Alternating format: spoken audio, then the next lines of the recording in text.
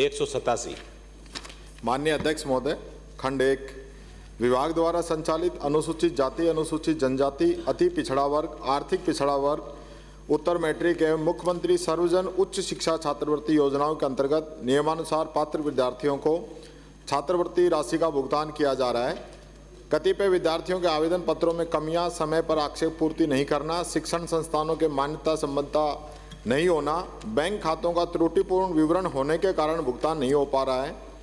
अन्य पिछड़ा वर्ग उत्तर मैट्रिक छात्रवृत्ति योजना अंतर्गत भारत सरकार द्वारा राज्य सरकार की मांग के अनुरूप बजट प्राप्त नहीं होकर नोशनल एलोकेशन के आधार पर बजट प्राप्त होने के कारण उक्त योजना अंतर्गत सभी पात्र विद्यार्थियों को भुगतान नहीं हो पाता है।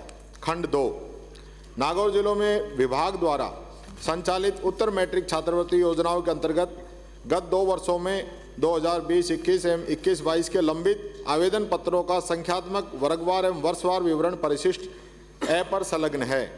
खंड 3 विभाग द्वारा संचालित अनुसूचित जाति, अनुसूचित जनजाति, अति पिछड़ा वर्ग, आर्थिक पिछड़ा वर्ग, उत्तर मैट्रिक एवं मुख्यमंत्री सर्वजन उच्च शिक्षा छात्रवृत्ति योजनाओं के अंतर्गत बीपीएल, अंत्योदय, कमजोर वर्ग की अलग से पात्रता निर्धारित नहीं है। उक्त योजनाओं में नियमानुसार निर्धारित आय सीमा वाले सभी नियमानुसार पात्र विद्यार्थियों को छात्रवृत्ति राशि का भुगतान किया जा रहा है। अन्य पिछड़ा वर्ग उत्तर मैट्रिक छात्रवृत्ति योजना अंतर्गत सीमित वित्तीय संसाधन होने के कारण 17 प्राथमिकताएं हैं, जिसमें बीपीएल भी सम्मिलित है। निर्धारित कर छात्रवृत्ति राशि का भुगतान किया जाता है। उक्त योजना अंतर्गत राज्य सरकार की मांग के अनुरूप भारत सरकार से बजट प्राप्त नहीं होकर नोशनल एलोकेशन के आधार पर बजट प्राप्त होने के कारण उक्तानुसार बजट सीमा में ही बीपीएल परिवारों के विद्यार्थियों को छात्रवृत्ति राशि दिया जाना संभव हो पाता है। माननीय अध्यक्ष महोदय, जो मंत्री जी ने मुझे उत्तर दिया उसके अंदर लिखा है कि 2020-21 के अंदर जो अनुसूचित जाति उत्तर मैट्रिक छात्रवृत्ति जो 2020-21 में 460 थी, उसकी संख्या बढ़कर 1663 हो गई 21-22 में। अनुसूचित जनजाति उत्तर मैट्रिक ये तो फिगर है, आप बोलो, प्रश्न पूछो। मैं माननीय मंत्री महोदय से पूछना चाहूँगा कि ये बताने का कष्ट करेंगे कि जिन विद्यार्थियों के आवेदनों में त्रुटि और अन्य कमियों के कारण लगे आक्षेपों की वजह से छात्रवृत्तियाँ मिल नहीं रही है, उनमें सुधार हेतु क्या सरकार ब्लॉक स्तर पर विशेष कैंप लगवाकर त्रुटि कमी को पूरा करवाएगी ताकि छात्रों को समय पर छात्रवृत्ति मिल सके? यदि हाँ तो कब तक, और यदि नहीं तो क्यों? कारण सहित विवरण बताएं। विवरण में दूसरा प्रश्न आ जाएगा फिर तो। और दूसरा ही पूछ लेता हूं मैं।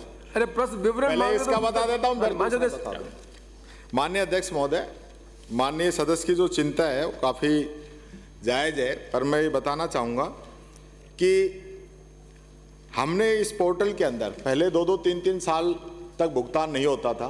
सबसे पहले तो मैं आपको ये बता दूं कि आपने जो 460 लंबित जो बताए हैं, 11,575 आवेदन आए थे अध्यक्ष जी, जिसमें 10,879 का भुगतान कर दिया। उसके बाद मात्र 460 लंबित हैं। वो भी छात्रों के फॉर्म में कोई ना कोई कमी या उनसे गलती रही है, वो सुधार कर दिया है। बहुत ही जल्दी इनका भुगतान हो जाएगा, कोई भी पेंडिंग नहीं रहेगा। बहुत ही जल्दी हम इनका भुगतान कर देंगे। अगले साल में भी 13,947 आए थे, जिसमें 10,696 का भुगतान कर दिया और मात्र 1,663 हैं वो भी प्रक्रियाधीन है। जैसे ही संशोधन जो देते हैं, त्रुटि कोई भी हुई है तो वो बिल हमने बना के ट्रेजरी में भेज दिए। बहुत ही जल्दी इसका भुगतान हो जाएगा। माननीय अध्यक्ष जी, मैं एक अच्छी चीज़ मैं बताना चाहूँगा पूरे सदन के सदस्यों को भी कि पहले जो 2-2, 3-3 साल तक बच्चे परेशान होते थे, आज हमने एक पोर्टल इस प्रकार का बना दिया कि सिर्फ उसमें बच्चा अपना आवेदन करेगा और जन आधार कार्ड से लिंक करेगा। उसको न तो जाति प्रमाण पत्र देने की जरूरत, न मूल निवास प्रमाण पत्र देने की जरूरत, न आय प्रमाण पत्र देने की जरूरत, न अंक तालिका लगाने की जरूरत। ये सारी सुविधाएं हमने बच्चों के लिए की है। सारे पोर्टल ऑनलाइन जोड़ दिए हैं, वहाँ से सारी सूचनाएं हम ले लेते हैं और बच्चों को इसको बहुत बड़ा फायदा मिल रहा है। दूसरा, जो राजकीय शिक्षण संस्थान है उसके अंदर जो पहले साल जो बच्चे ऑनलाइन आवेदन करते हैं, उनका हम ऑटो अप्रूवल कर देते हैं। संस्थान ने एक यस किया तो हम भी यस कर देते हैं, तो उनको कोई भी दिक्कत उन बच्चों को नहीं आती है। इसी प्रकार से जैसे सेकेंड ईयर है, थर्ड ईयर है, या कुछ में फोर्थ ईयर भी बच्चों का रहता है, तो उसमें भी उनको अलग से आवेदन करने की जरूरत नहीं है। केवल पिछली साल की वो अंक तालिका लगा दे और उसी के आधार पे हम उनका अगले साल भी सैंक्शन कर देते हैं। मैं ये भी कहना चाहूँगा माननीय अध्यक्ष महोदय, एक बढ़िया काम ये भी हम कर रहे हैं कि जो बच्चों को पहले ये सिस्टम था कि बच्चे पहले अपनी फीस भरते थे और उसके बाद उनकी छात्रवृत्ति आती थी, यानी बच्चों को अपने पास से पैसे लगाने पड़ते थे। अब हमने ये सिस्टम कर दिया है, फ्री शिप कार्ड हमने जारी कर दिया है, बच्चा अप्लाई करेगा और एक प्रकार से सरकार गारंटी दे देती है संस्थान को कि इनकी फीस हम भर देंगे और इनकी स्कॉलरशिप से आप इनसे फीस मत लीजिए। तो बच्चे फीस नहीं भरते, डायरेक्ट हम उनकी छात्रवृत्ति उनको जमा करा रहे हैं।